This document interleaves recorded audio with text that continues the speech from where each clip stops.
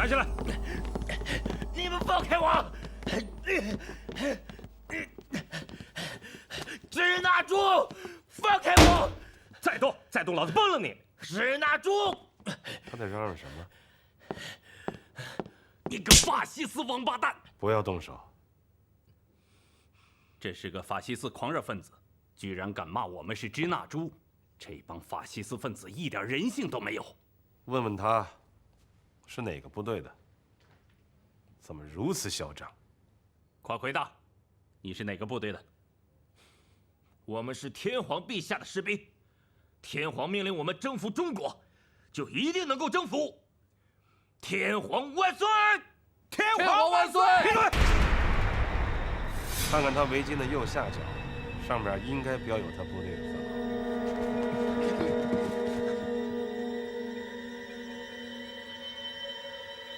司令官，他是海军第1联合航空队的飞行员，基地是上海虹桥机场。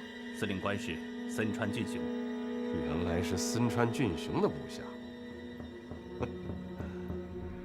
连你们的4大天王之一山下七郎都做了俘虏，你还敢如此嚣张？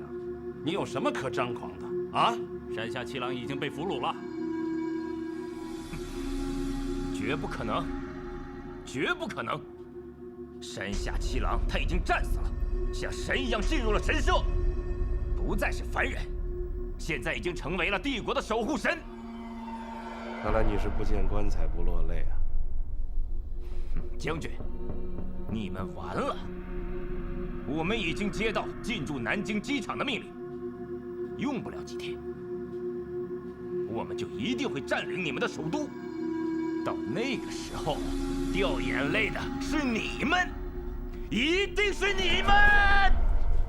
你告诉他，我这一辈子从来没有见过他这么卑劣的军人，以轰炸平民百姓为目的的空军，真让我恶心！带下去！放开带下我！去，走。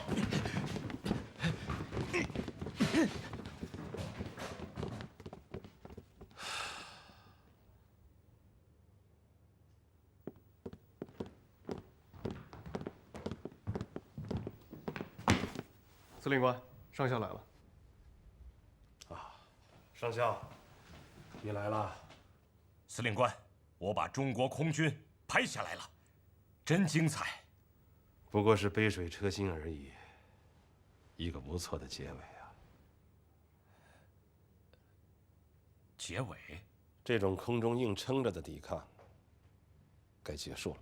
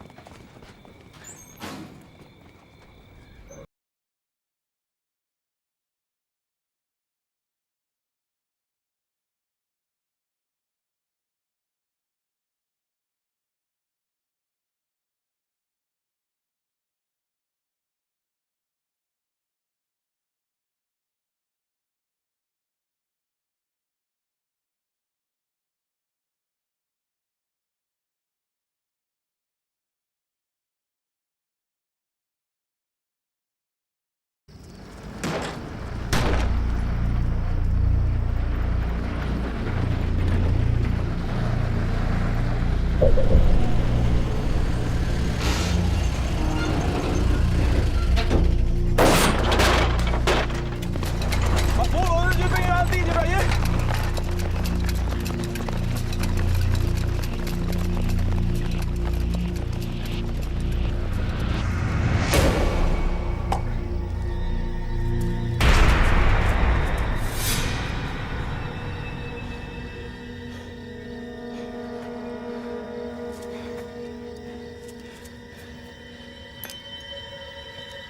开门！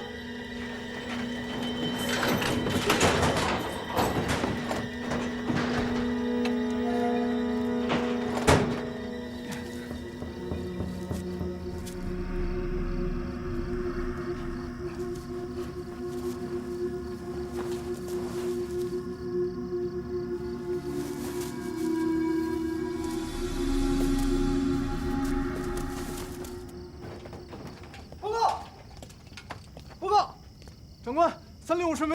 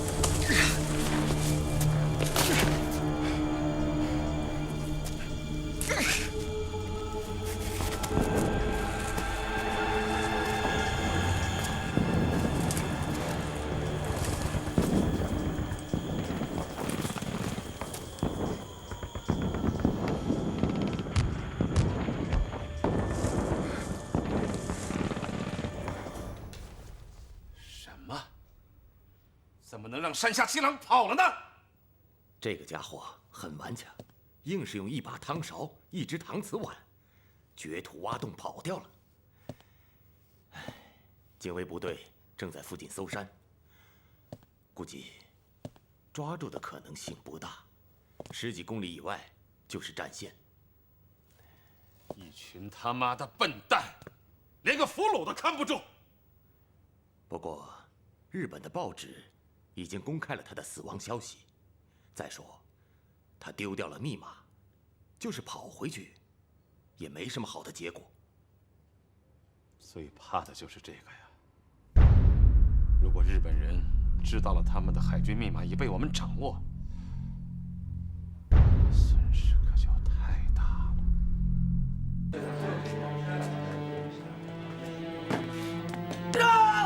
赵家军到！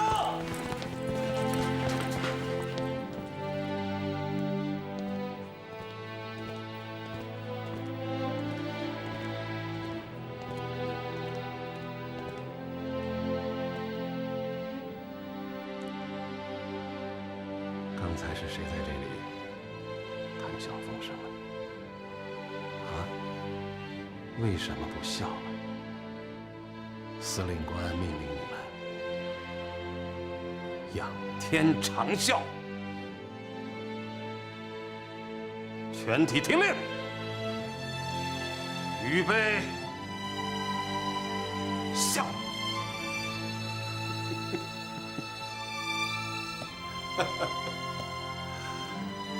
为什么不笑啊，小伙子们？刘长岭，到，你是刘爷，带头给我开怀大笑。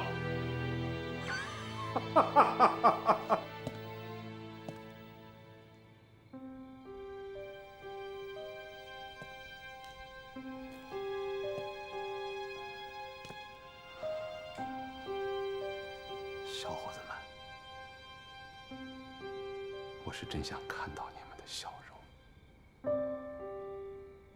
因为在这座城市里，已经听不到笑声，天就要亮了，新的一天即将开始，太阳注定会升起来的，一定会升起来。我想，此刻我们的委座一定在中山陵园的台阶上拾阶而上，向我们的总理做最后的告别。是的，6点整，委座的专机将准时从这里起飞。在此之前，我们所有的战斗机全部升空，向四方警戒，保证尾座在空中的绝对安全。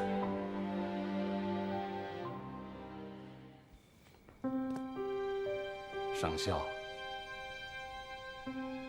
诸位国际友人，不要因为阵地的迁移过分的悲观失望，这只是战略的需要，是我们对付敌人强劲武器的唯一办法。我们越是向内地迁移，敌人的人力、财力、物力就会损失越大。人类历史上空前的大迁移正在中国进行，请相信，我们只是暂时的别离。只要人民的士气不衰，国家的精神不摇，我们一定能够胜利归来。中国的天空理应属于中国人自己。是。向我们的金陵古城，向我们的首都，最后的告别吧。全体立正。敬礼。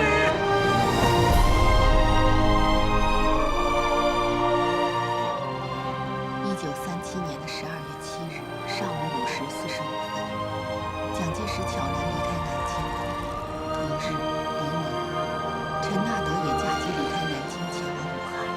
他在后来的回忆录中这样写道：当我的飞机呼啸掠过城墙上空时，太阳正从地平线上升起，给这座正受摧残的城市抹上了一层淡淡的红色。它渐渐地变成像鲜血一样的红色。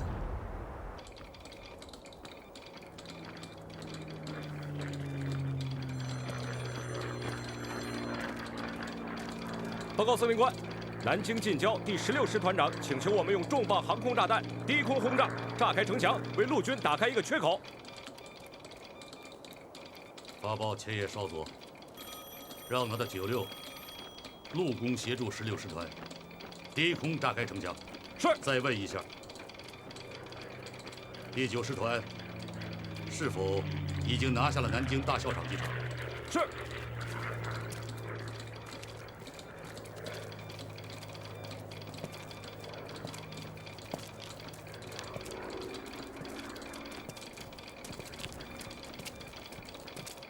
报告司令官，第9师团回答，他们在淳化一线遭遇支那51师的顽强阻击，现虽已看到跑道，但无法拿下。你告诉第9师团，让他们派专人在地面以信号枪为指示目标，我将在空中协助他们打开通往机场的道路。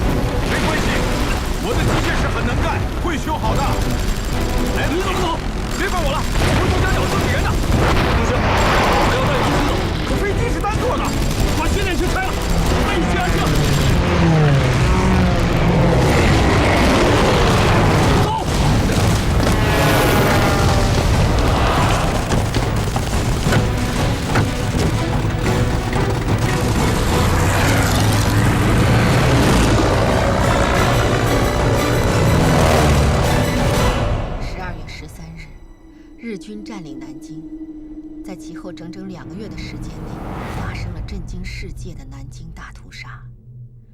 日本人判断错误，他们认为上海之战后的决定性战争便是南京，而在南京决定性战争中，中国必然的屈膝求降。对胜利的迷恋，对占领敌国首都的狂喜，对弱者的复仇，都在刺激着占领者血管中的兽性。杀人、放火、掠夺、强暴，一切可以想到的罪行，在城市的占领者中集体的实行着。他们迷恋于战争可以迅速结束，胜负可以立刻决定。然而，事实粉碎了他们的梦想。由上海下撤的100万余国军部队得到了转进喘息时间。新的军事指挥中心在武汉确立。此时，中国持久抗战的中心实际已由城市逐渐转入农村。作为中流砥柱的中国共产党，在担负着他们的领导责任。整个中国成为了抵抗侵略者的汪洋大海。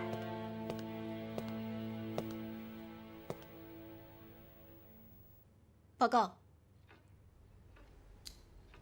进来。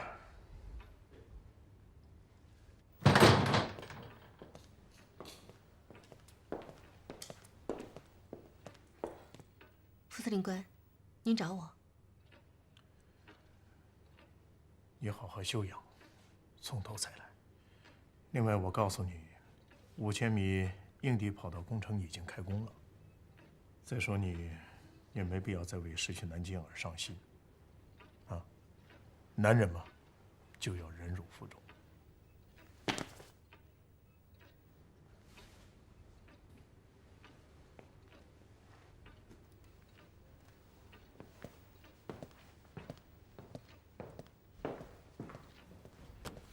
怎么样？跑掉那个山下七郎，对你们的技术监听有没有什么影响啊？暂时没有影响。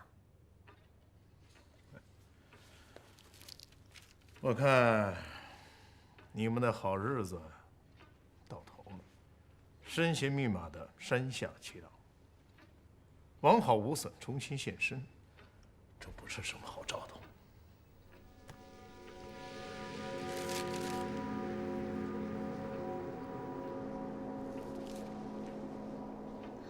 我们已经做了最坏的打算。日本海军很有可能因此改变他们的密码。是啊。那我们再想新的办法。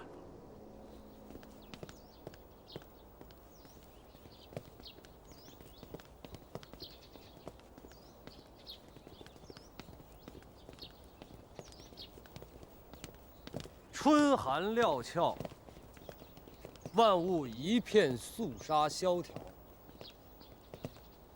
唯有他含苞怒放。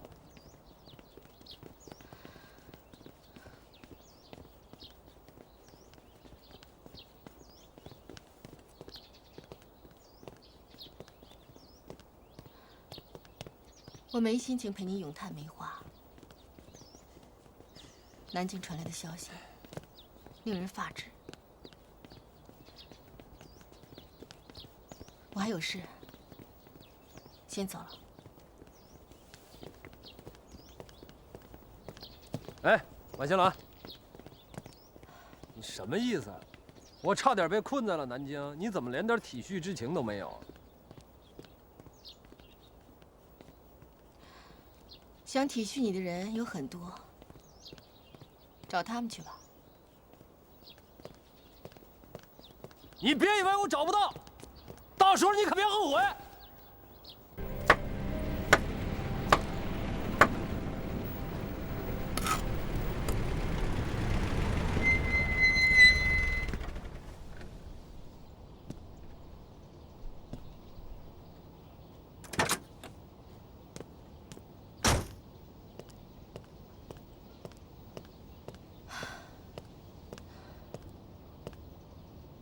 没看电影？这可比看电影好看多了。来，我现在终于知道为什么说湖北人是天上九头鸟，地下湖北佬了。你瞧瞧这活干的，5000英尺的跑道，每一寸都这么结实，一锤子下去连个白点都没有。刚好明天派上用场。你那边有敌情了？我说我这右眼睛怎么总在跳呢？你知道什么叫六亲同运吗？什么意思？不知道算了。你看你，说话总说一半。我今天去看了那些飞行员的遗孀，感受太深了。六亲同运，他们那流行的一句话。我明白了，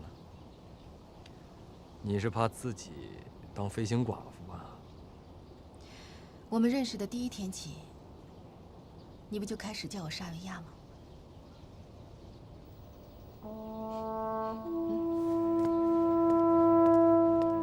什么意思？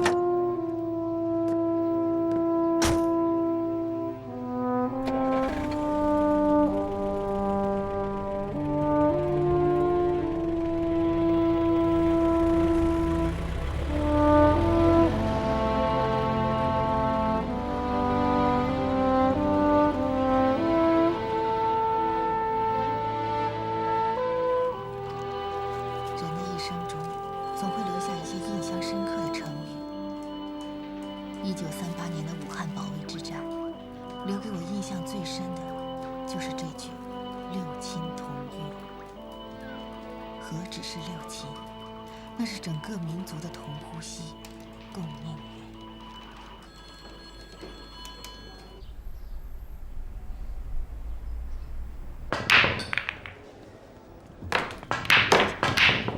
哎，好，来吧，又输500啊！你这纯粹是蒙的。进一个就输500啊！南京芜湖机场今晨有大批日军飞机起飞，航前指命令进入1级战备。还是老规矩，2队，我带第1队，你带第2队，10分钟以后升空。行，来，快点，快！弄清没有？敌机种类、架数。云层太低，各地防空监视上只能听见引擎声响。大军工们情报处，弄清敌军的空中通讯情况，快点！是。副司令官，从日军空中电台的呼叫数量来判断，这批来机不少于40架，其中有陆乌航空队的96远程轰炸机，但更多的是第2联合航空队的96舰战。通知汉口、孝感2机场所有驱逐机部队，全部待命升空。是。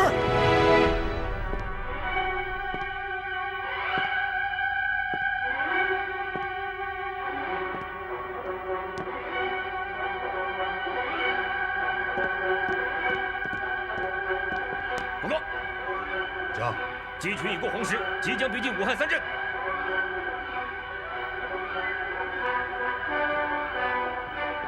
命令96舰战编队降低高度，冲出云层，以大河为地标，先行夺取制空权。是。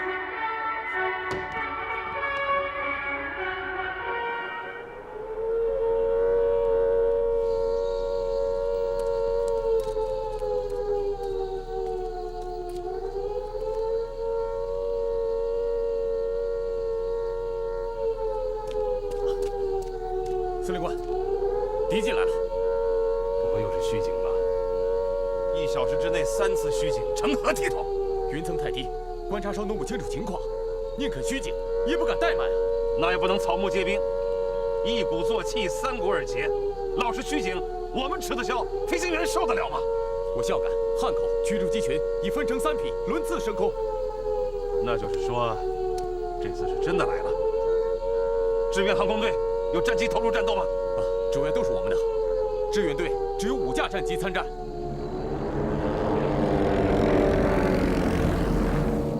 长官，开车吧，请巴拉诺夫将军进攻室。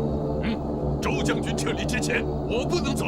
大家都别较劲了，命都没了，面子还有什么意义？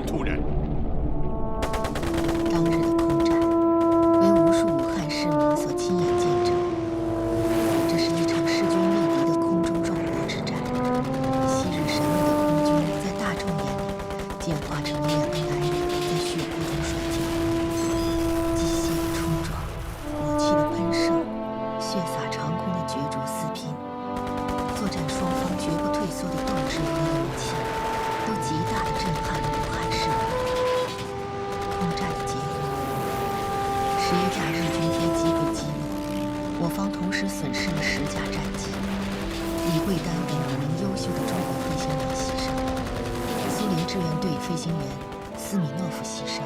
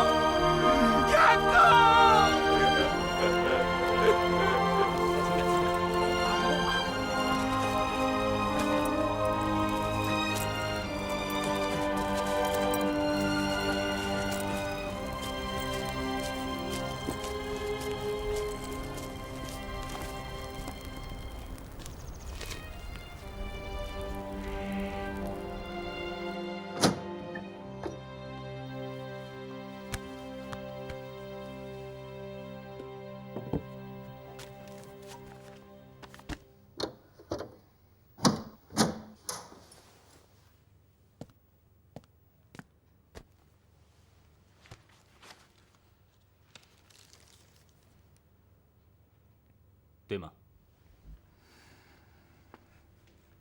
对。那就有劳邵干事来落实烈士遗嘱了。好，谢谢。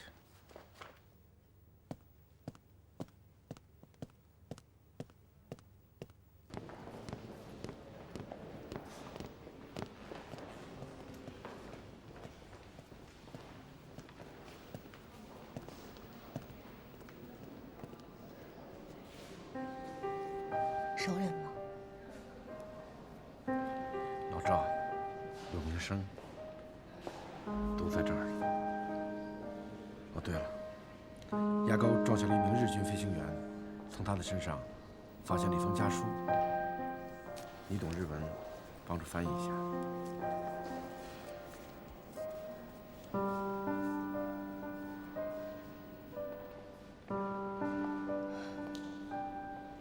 一个年轻、美丽的日本女子。悲剧，战争的悲剧。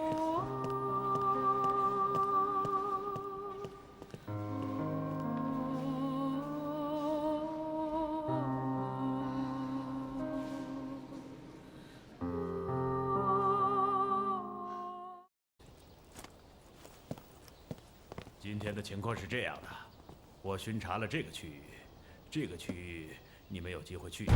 28架96陆攻由南京机场起飞，航向3点至7点，沿长江飞来，高度4000米。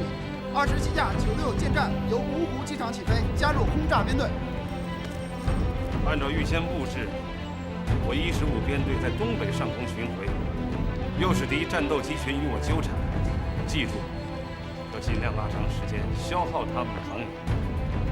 我116编队在市区上空等待，打击敌轰炸机群。已经布置了，通知3、4两队立即升空，占领相关空域。是。立刻与巴拉诺夫将军确认一下，志愿队的主力机群是否守候在孝感至黄冈一线。是。接志愿队。接志愿队，接志愿队。报告，苏方回答，布拉格维申斯基所率领的40架苏方飞机已经起飞了，即将进入待机伏击空域。好，我军张网等待，不是一死就是两活，立刻拉响全城防空警报。是。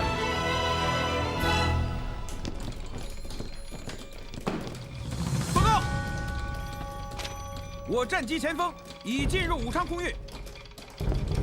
据小袁少佐报告，四周都是支那战机，至少有50、60架。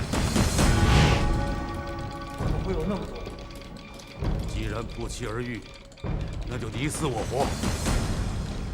电告小袁少佐，全力拼杀，勇者生，退者死。是。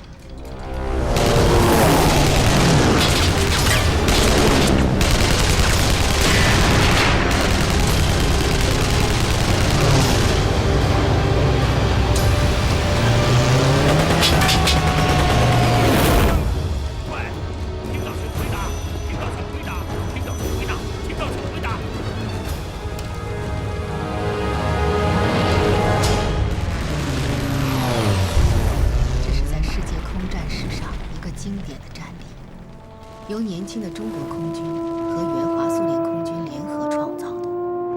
此战，我方共击落日机21架，包括10架重型轰炸机，共毙敌飞行人员51名。我方已损失了12架飞机，5人伤亡。空战当天，3000米以下的武汉3镇，我300万军民不顾自身安危，纷纷上街。引进东望我机群迎战空域，以示声援。场面震撼人心。世界空战史上还从没有一场战斗拥有如此众多的见证者。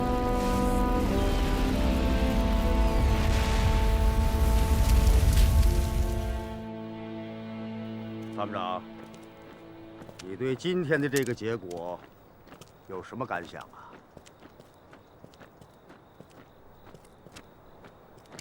我们情报机关似乎在计算上发生了问题。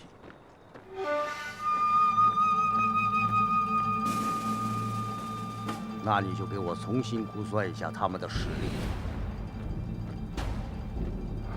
后天我准备跟他们再进行一次较量，决战的地点仍然是武汉。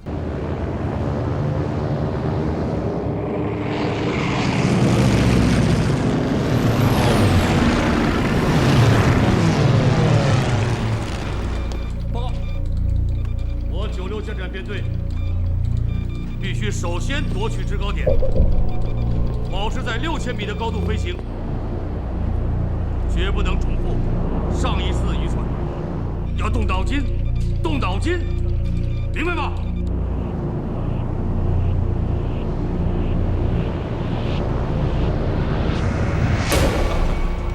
让他们高高在上，命令我作战机群从多个方向首先打掉他们的轰炸线。我看他的96舰战下来不下来。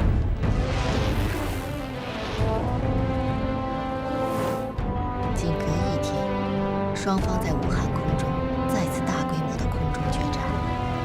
由于情报得令，中苏空军提前在汉口集中了近100架战机，以逸待劳，与来犯的60架日军战机一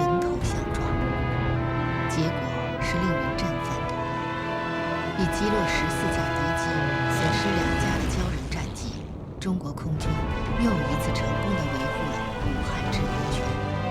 更重要的，胜利给自己的人民带来了空前的自信。几天之后，我60万徐州守军在4面受敌的险境中，毅然霸占了营，从5路突围，突破了日军的重重围困，大都安全抵达皖西、豫东地区，为行将到来的武汉会战保存必要的有生力量。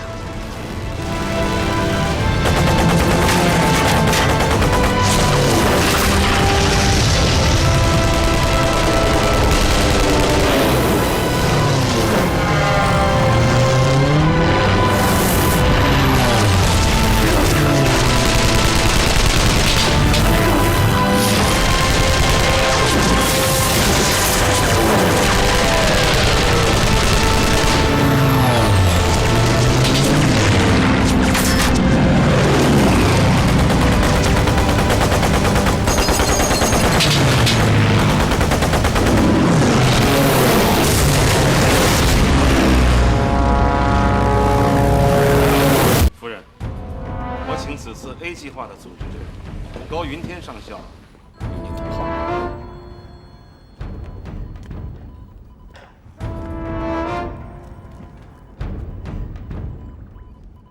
尊敬的夫人，属下建议1403、14042架马丁轰炸机全体出征人员名义，向您和委座本人表示敬礼，以示参与此项工作之荣幸。您是以牺牲精神，将全力以赴完成此非常之使命。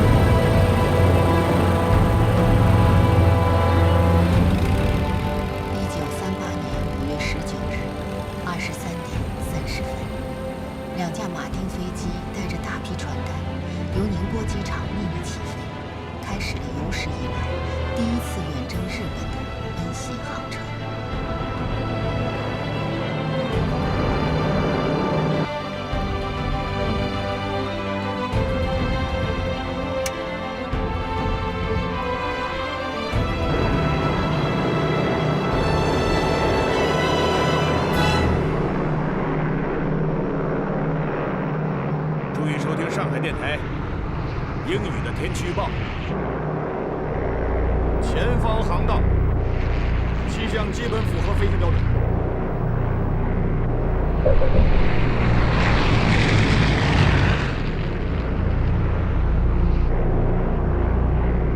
依据宁波电台，可向左转25度。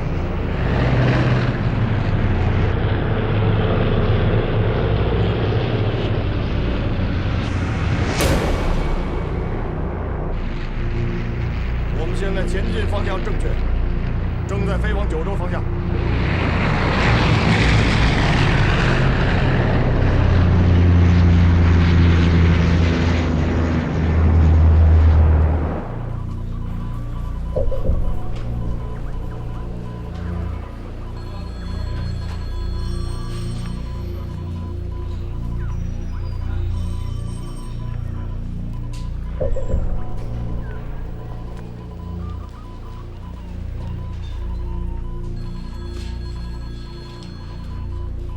叫醒司令官吗？请不用。要不你也去休息一会儿，有什么事情我叫你。2个多月的准备，就为了这一个人。你也是够劳心的。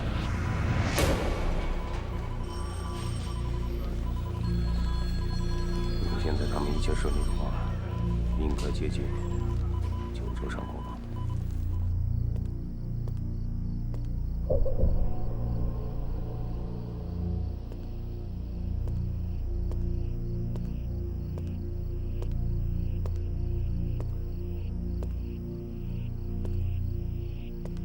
夫人，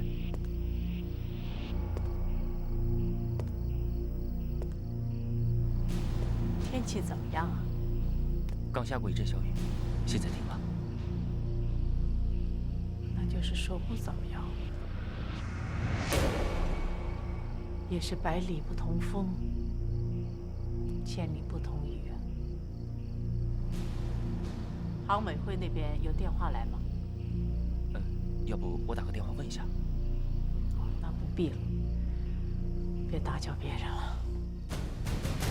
先生也是睡不着觉，你让吴妈给他送一碗莲子羹去吧。是，夫人。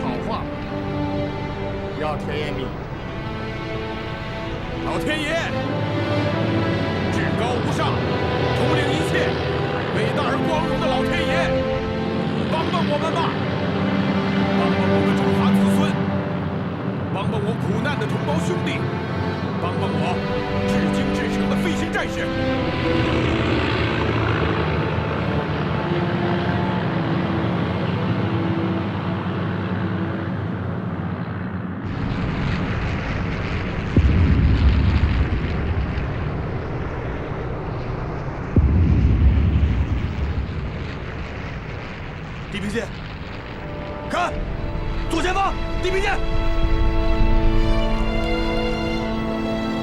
打开航图。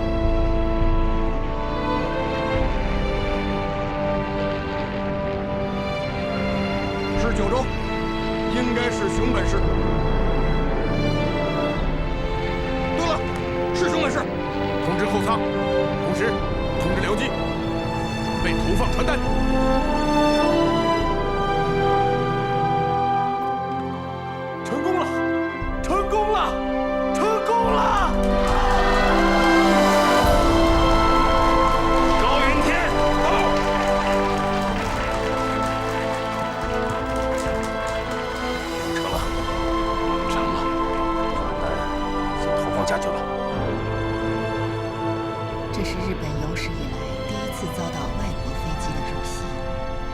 熊本为起点，2架中国空军飞机向北在九州上空做大圆弧飞行，途经九流米、文思港、福冈、长崎等城市，一路投下100多万份传单。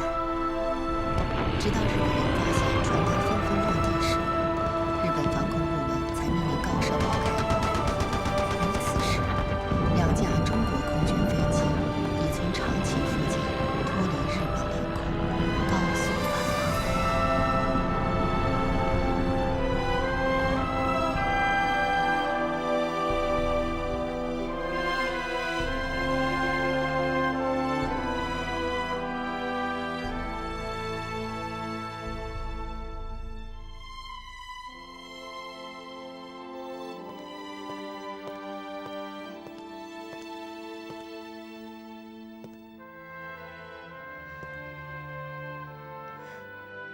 高大佐，你怎么还在这儿？高兴啊，高兴。所有的要员都到机场迎接英雄去了，行政长官、军政部长都去了，就连共产党的周恩来也去了。怎么，你这个幕后英雄不到场，好吗？没什么不好的。我困了，我去睡会儿。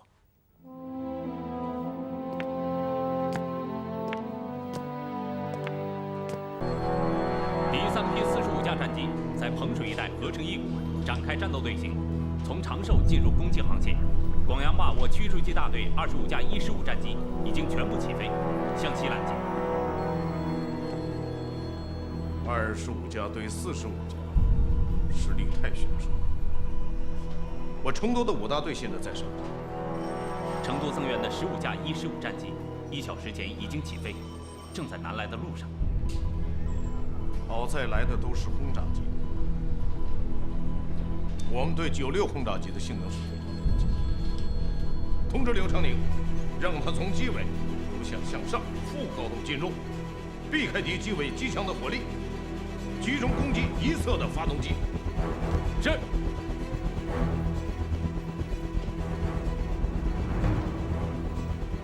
王八蛋，跟着太阳过来，1分钟的安逸都不给我，真他妈的孙子！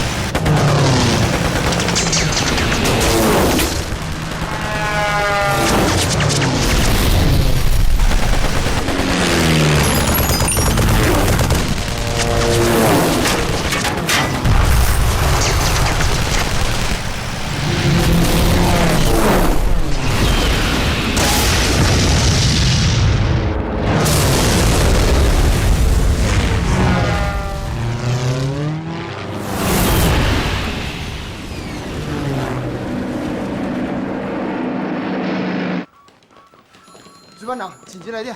念。敌机由8线进入，被我空军咬住，正在嘉陵江上空交战。我就料到他们会从这儿来。可怕的是，朝天门、望奴门、蜀旗门各大沿江港口有几10万人在观看这场空战，完全没有理睬防空警报。报告，江边方向陕西路小石子一带遭到日军落弹。 马上接通警备司令部，还有消防局、卫生局。是。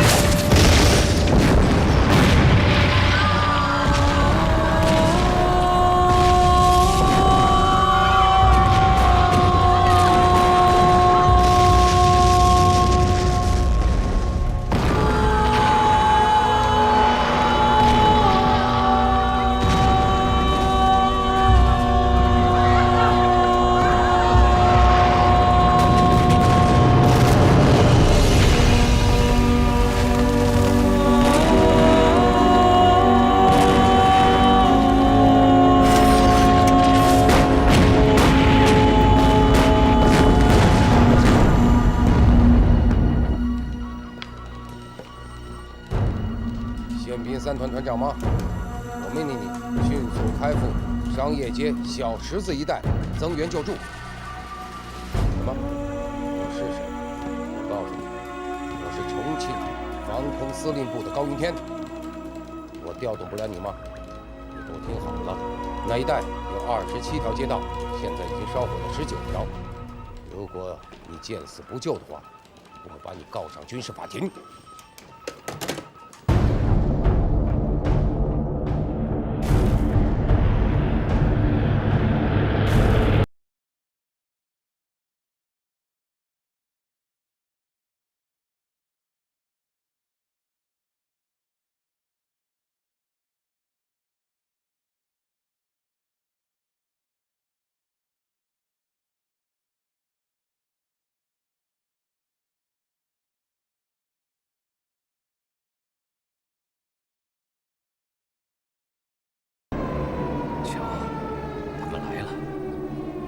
27架日本轰炸机。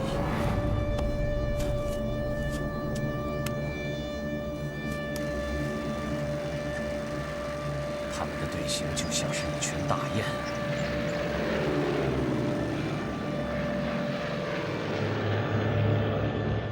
当天的轰炸比较前一天更为惨烈。重庆最繁华的老城区，38条街道被炸，10条完全被摧毁，4000栋房屋成为废墟，死伤人数超过了5000。全市37家银行，14家被夷为平地，包括正在放映的电影院。从朝天门到七星岗，一片火海。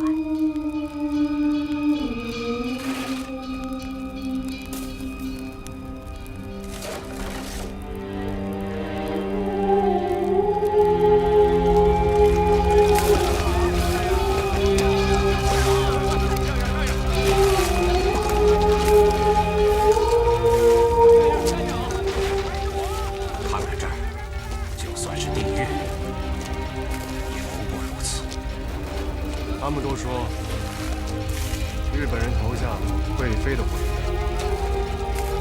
其实这是凝固汽油弹，里面装填有轻质汽油，还有石蜡，混合成的固体燃烧剂。当这种炸弹着地爆炸以后，融化的固体汽油就会四下游走飞溅。散布火焰，对人员和房屋造成极大损害。像这里这么密集的居民区，几乎不可能有抵抗的办法。也是这一晚，日本人针对平民的野蛮轰炸方式，给了美国人陈纳德深刻的印象，并将这种战术写进了对美国政府的报告中。若干年后，指挥轰炸东京的盟军空中总指挥李梅将军，正是从陈纳德的这份报告中受到启发，于1943年3月以同样的方式轰炸了东京，共投下了2000余吨燃烧弹，史称“火烧东京”。历史就是这样，善有善报，恶有恶报。一点不错。正如你们在广播里听到的那样。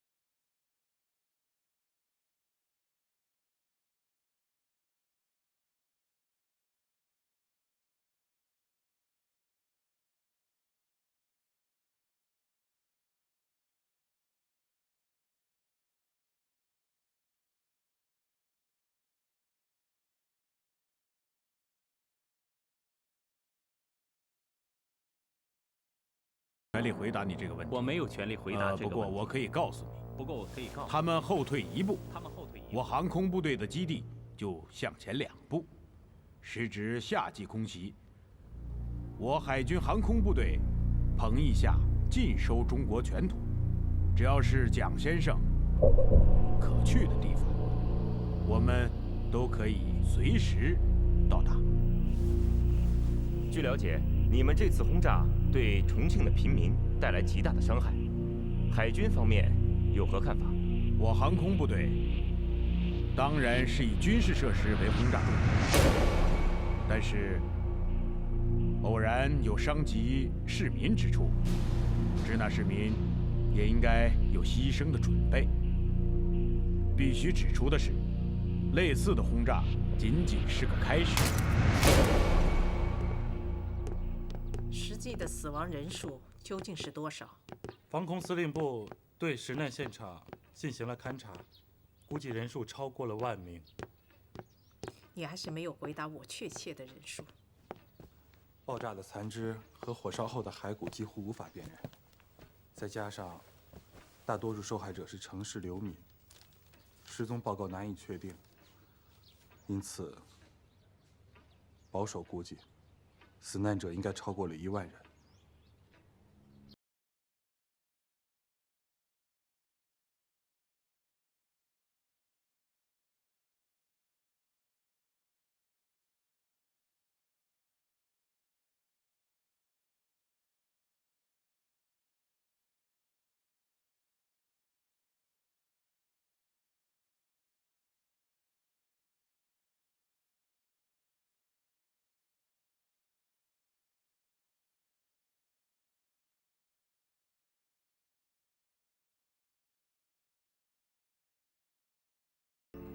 来加以保护。明白了。报告，夫人，上校到了。克莱尔，夫人，哎，坐坐。您在写东西？是的，我们的新闻官文读惯了，只擅长八股文章，这可不行。必须要让世界听到我们对轰炸的真实感受。是的，我们必须要让一切有良知的人知道这里正在发生什么事情。你不是外人，克莱尔，我没有必要对你做任何宣传。是的，夫人，我敢说，再没有一个外国人能比我更了解你们目前的处境。是吗？近2年的抵抗，您的国家所遭受的损失，包括11个省、所有的铁路、长江和珠江，最重要的水陆大动脉，95%的工业，所有的经济、金融、原材料中心，最优秀的陆军师，实际上的整个中国空军，还有很多我不能细数。这些按传统标准衡量，足以迫使一个国家投降，但你们仍然在战斗。只有极少数的人想到了投降。就是这些极少数的人，已经使我们受到了极大的耻辱。克莱尔，不要仅仅看到那些失去的东西，那会影响你的判断力。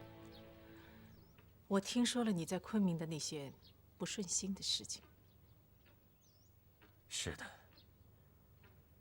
我现在在昆明的确是很不愉快。我心灰意冷，甚至打算辞职回美国去算了。哦，不，你不能走。你相信我们，你的那些麻烦的问题，我们会尽量帮你解决。实际上，我仔细观察了昨天的轰炸，并且记录了日军的空中战术。我发现这其中的问题非常明显：你们缺乏全天候的成熟飞行员，以致日本人能轻易突破你们的空中拦截。如果像刘长岭那样的飞行员再多一打，那么现在的结果可能都不会这么惨烈。不过可惜的是，优秀的飞行员从哪儿来？只能从最严格的、完善的训练制度中来。所以在你回昆明之前，我一定要见见你。我们已经向莫斯科提出了申请，请求他们派新的空中联队来重庆。当然了，我们不能把所有的希望都寄托在人家身上，我们必须要有自己成熟的飞行员。克莱尔，你现在进行的工作，那才是中国将来空军真正的希望。我已经和委座商量过了，决定派周将军去昆明。他现在的职务是空军训练部的主任，你们是同行。周将军之前的职务不是防空司令吗？是，他已经被免职了。同时免职的还有重庆市市长。总得有人对这2天的防空问题承担责任。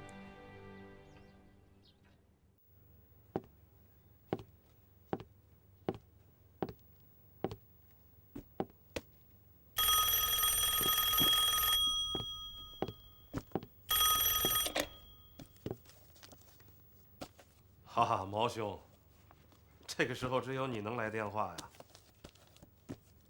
是啊，我又得打铺盖卷滚蛋了。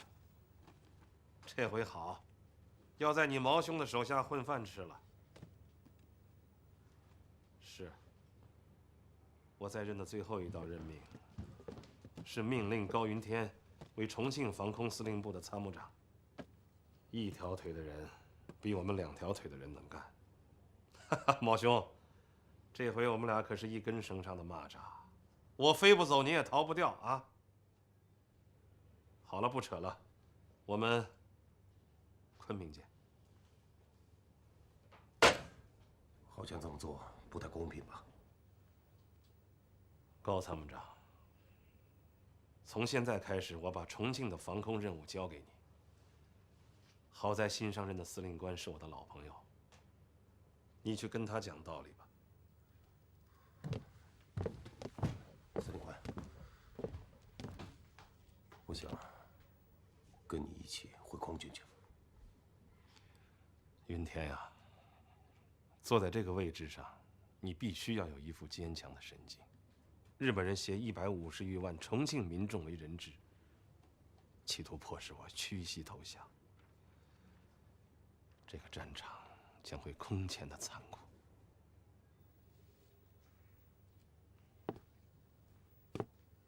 我走，是军法所致。你现在要走，那就是临阵逃脱。你高云天英雄一世，这个时候走，会玷污了你自己。别忘了，你曾经是空军啊。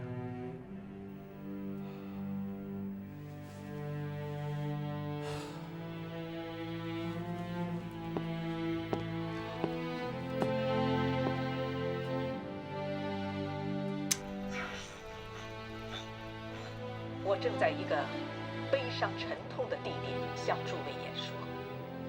在这里，几天前还是重庆城中繁荣热闹的一角，如今我的周围却成了残破的废墟，并且冒着余生的残烟。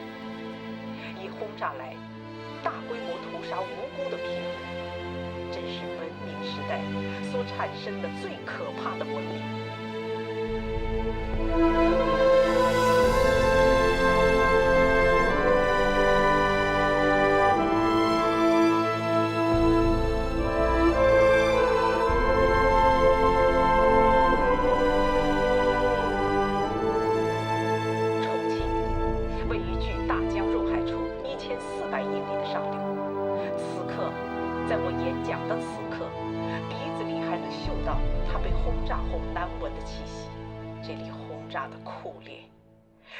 烧的惨烈是现代史上空前未有的。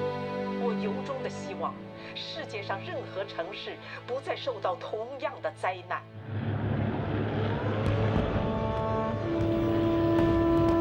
据1939年官方公布的数字，这一年在重庆的天气再次转入雾季之前，日本空军共出动了865架次轰炸飞机，对重庆总共投下了1897枚炸弹，被摧毁的房屋近5000栋，死伤人数1万余名。